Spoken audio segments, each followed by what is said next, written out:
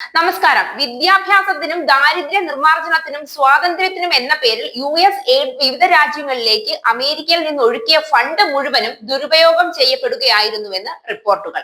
ഇതിന്റെ മറവിൽ ജോർജ് സോറോസിനെ പോലെയുള്ള ശതകോടീശ്വരന്മാർ ബംഗ്ലാദേശിലും ഉക്രൈനിലും ഉൾപ്പെടെ വിവിധ രാജ്യങ്ങളിൽ അവരുടെ ഇംഗിതങ്ങൾക്ക് മറുത്തൊന്നും പറയാതെ നിന്നുകൊടുക്കുന്ന പാവ സർക്കാരുകളെ അധികാരത്തിൽ അവരോധിച്ചുവെന്നും റിപ്പോർട്ടുകൾ. എന്നാൽ ഇപ്പോൾ യുഎസിൽ അധികാരത്തിൽ വന്ന ട്രംപ് സർക്കാർ അമേരിക്കയുടെ മേൽ അനാവശ്യ ചെലവ് അടിച്ചേൽപ്പിക്കുകയാണെന്ന കാരണത്താൽ എയ്ഡ് നിർത്തിവെച്ചു.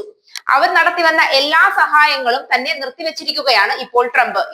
എയ്ഡിന്റെ പേരിലുള്ള വെബ്സൈറ്റ് വരെ ട്രംപ് അടച്ചുപൂട്ടി. എയ്ഡ് ഓഫീസിലെ ജീവനക്കാരെ മുഴുവൻ പറഞ്ഞയക്കുകയും ചെയ്തു. വിവിധ രാജ്യങ്ങളിലെ NGO സംഘടനകൾക്കാണ് ഈ തുക നൽകിയിരുന്നത്. എങ്കിലും ജോർജ് സോറോസിനെ പോലെയുള്ള ശതകോടീശ്വരന്മാർക്ക് ഈ സംവിധാനത്തെ മുതലെടുക്കാൻ കഴിഞ്ഞിരുന്നു എന്നാണ് അറിയാൻ കഴിയുന്നത്.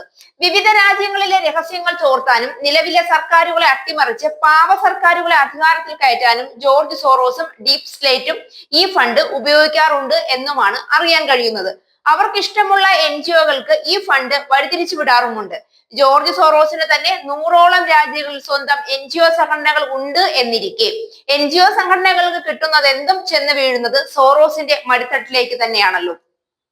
ബംഗ്ലാദേശിൽ ഷേഖ് ഹസീനയെ അധികാരത്തിൽ നിന്നും പുറത്താക്കിയ ജമാഅത്തെ ഇസ്ലാമിയുടെ വിദ്യാർത്ഥി വിഭാഗം നയിച്ച വിപ്ലവത്തിന് പിന്നിലും ജോർജ് സോറോസിന്റെ ഓപ്പൺ സൊസൈറ്റി ഫൗണ്ടേഷൻ എന്ന NGO സംഘടനയാണ്.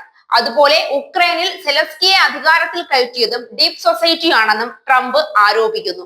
അതേസമയം ഇന്ത്യയിലും നരേന്ദ്രമോദി സർക്കാരിനെതിരെ സോറോസിന്റെ ഗൂഢാലോചന നടന്നിട്ടുണ്ടെന്നാണ് ഇപ്പോൾ അറിയാൻ കഴിയുന്നത്. മോദി സർക്കാരിനെ അട്ടിമറിക്കാൻ ഓപ്പൺ സൊസൈറ്റി ഫൗണ്ടേഷൻ ശ്രമിച്ചിരുന്നതായി ആരോപണം നിലനിൽക്കുന്നു. ഇതുവഴി രാഹുൽ എന്ന പാവയെ ഇന്ത്യക്ക് സമ്മാനിച്ച് ഇന്ത്യയുടെ നിയന്ത്രണം കൂടി കൈപ്പിടിയിലാക്കാനുള്ള സോറോസിന്റെ തന്ത്രം കൂടിയാണ് മോദി വിജയത്തോടെ അവസാനിച്ചത്. 2024 ലോക്സഭാ തിരഞ്ഞെടുപ്പിന് മുന്നോടിയായി രാഹുൽ ഗാന്ധിയുടെ നേതൃത്വത്തിൽ ഭാരത് ജോഡോ യാത്ര സംഘടിപ്പിച്ചതിന് പിന്നിൽ ഈ സംഘടന ചെയ്ത സഹായം ചെറുതൊന്നുമല്ല. സാമ്പത്തിക ലാഭത്തിനും അധികാരത്തിനും വേണ്ടി സ്വന്തം രാജ്യത്തെ പോലും ഒറ്റിക്കൊടുക്കുകയാണ് പപ്പുവും കൂട്ടരും ചെയ്തു വരുന്നത്. വിവിധ രാജ്യങ്ങളിലെ NGO സംഘടനകൾക്ക് അമേരിക്കൻ സർക്കാരാണ് ഈ ഫണ്ട് നൽകുന്നത്. ഇത് പലപ്പോഴും ഡീപ് സ്റ്റേറ്റും ജോർജ് സോറോസുമെല്ലാം അവരുടെ കുൽസിത ലക്ഷ്യങ്ങൾക്കായി ചെലവഴിക്കുകയായിരുന്നുവെന്ന് ട്രംപ് കുറ്റപ്പെടുത്തുന്നു. രാജ്യങ്ങളെ തമ്മിൽ യുദ്ധം ചെയ്യിപ്പിച്ച് സാമ്പത്തിക നഷ്ടം ഉണ്ടാക്കിയാൽ ഇടിഞ്ഞു പോകുന്ന കമ്പനികളുടെ ഷെയർ വാങ്ങിക്കൂട്ടി സാമ്പത്തിക ഉയർച്ച ഉണ്ടാക്കുക എന്നിങ്ങനെയുള്ള രഹസ്യ ലക്ഷ്യങ്ങൾക്കാണ് അമേരിക്കൻ സർക്കാരിന്റെ ഫണ്ട് വർഷങ്ങളായി ഇവർ ദുരുപയോഗം ചെയ്തുകൊണ്ടിരുന്നത്. ഇത് അടിയന്തരമായി നിർത്തിവെക്കാനും അമേരിക്കയെ കടത്തിൽ നിന്ന് മുക്തമാക്കുവാനും വേണ്ടി പ്രവർത്തിക്കാനാണ് കാര്യക്ഷമതാ വകുപ്പിന്റെ ചുമതലയുള്ള ഈലോൺ മസ്ക് ട്രംപിന് നിർദ്ദേശം നൽകിയത്.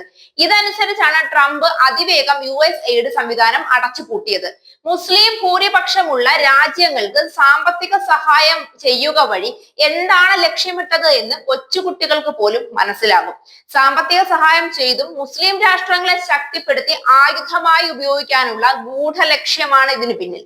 വ്യാജ തിരിച്ചറിയൽ രേഖകൾ വരെ ഇത്ര എളുപ്പത്തിൽ നുഴഞ്ഞുകയറ്റക്കാർ സംഘടിപ്പിക്കുന്നതിന് പിന്നിലും സോറോസും കൂട്ടാളികളുമായിരുന്നോ എന്നും സംശയിക്കേണ്ടിയിരിക്കുന്നു.